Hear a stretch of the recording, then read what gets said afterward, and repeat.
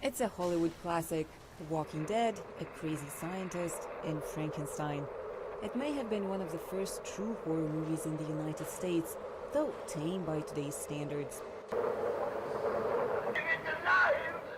The concept of Frankenstein was born 200 years ago, yet Frankenstein lives on in numerous remakes, shows, and comic books.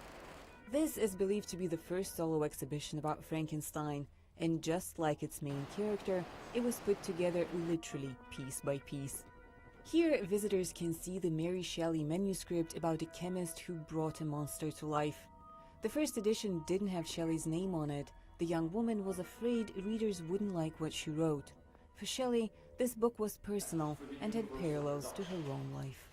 Her mother died 10 days after she gave birth to her. She knew what it meant to be a child without a mother. She was still in her 20s when she became a widow. In some ways, it's not entirely surprising that she ended up with a story about a monster without a mother. But it's one of the things that she and the creature have in common. The literature of the early 19th century had Gothic horrors galore, but Shelley's novel was different. It combined horror with science fiction. Mysticism gave way to chemical reactions, surgical operations, and a truly bone-chilling soundtrack. All agree that Frankenstein is a classic of world literature. But unlike many classics, it can be interpreted, adapted, abridged, parodied in so many different ways. It's infinitely adaptable. And so that's why it's had such a strong and successful career for 200 years.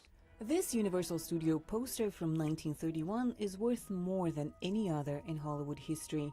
It's valued at more than $600,000.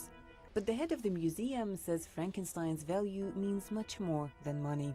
And it's a story that talks about science, about mortality, about morality, about kindness and compassion, as well as violence and evil. So the themes are still very present to us.